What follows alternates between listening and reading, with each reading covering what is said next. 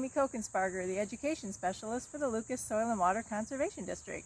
Today we're going to teach you the trick to getting a compost treat using vermicomposting. Take your food scraps and instead of throwing them in the garbage where they take up space in a landfill and they put water and nutrients in the landfill, we want to get that back out into the soil, and one of the easiest ways to do that is to do a worm composting bin. Very simple, very inexpensive, and anybody can do it, whether you live in an apartment or have a home or a yard. We like to use our vermicomposting. All you need is a plastic container. It needs to be opaque, meaning you can't see through it. We don't want the light to get in to have the worms thinking that they're up above ground. This keeps them thinking they're down in the ground. Drill a few holes along the top. Drill a few holes down on the bottom.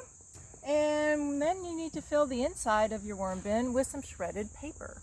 We like to use our office paper because it's just handy for us. You could use newspaper, brown paper bag, any kind of paper as long as it's not glossy or coated shiny paper. That doesn't do well for the worms, but any other type of paper, you just shred it up, moisten it so it feels like a damp towel. When you get out of the shower, you shouldn't be able to squeeze water out of it, but it's nice and damp. And we put the food and the worms in there, and this is what they make. Everything you see in this bin that looks like soil, I did not put in there. That is the worms breaking down this paper and food scraps and making the compost for us. You can see some of the worms in the bin. These are red wigglers. They only get to be about 4 inches long, so these are not your big night crawlers. And we'll show you in just a second why we prefer these over the night crawlers. The night crawlers you're familiar with in your yard, they need to make a 6-foot tunnel or burrow all the way down into the ground. They come out at night, that's why they're called night crawlers, and they're going to grab whatever they can from the top and drag it down into their burrow and eat during the daytime. But then mostly sleep too. So the worms we're looking at are called leaf worms or red wigglers. They do not make a burrow. So they're going to be very happy in your small bin. They don't need to get down deep. And they eat 24 hours a day, 7 days a week, and eat 10 times more food scraps than a night crawler would. So in this case, it's the little guy. He's going to be the winner. That's the one we want. That's our leaf worm or red wiggler.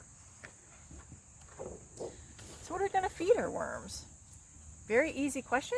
All you have to do is ask if the thing you're going to feed your worm, like this piece of bread, did it come from a plant or did it come from an animal? If it comes from a plant, the worm is probably going to eat it. If it comes from an animal, probably not. So here are some pictures of some things that you might be able to put into your worm bin. We have lots of fruits and veggies and paper, anything that comes from a plant. On the other side, on the right, there's things like meat and dairy, oils, greases. They even include sugar on here, but I've seen people put cake. That's mostly plant material. So any of those items are good for your worms. One thing you want to make sure to do with your food scraps is bury them underneath the paper layer. If you just throw them on top, that's like leaving them out on your counter. You'll get fruit flies, and we don't want that. But as long as you keep it buried underneath the paper, that tends not to be a problem at all. This is the finished compost that the worms make. It is super duper ready to eat plant food, full of microbes and other things for the soil. You can put it in your plants, your house plants indoors, you can put it in your garden outside, and this all would have been waste in a landfill, and we're able to use it again for free. So thank you for joining us today. We hope you'll give vermicomposting a try, help your soil and help the water. If you have questions about how to make a vermicomposting bin, what you can feed worms, and maybe even where to get worms, you can give us a call at our office or check our website at lucasSWCD.org. Thanks for tuning in.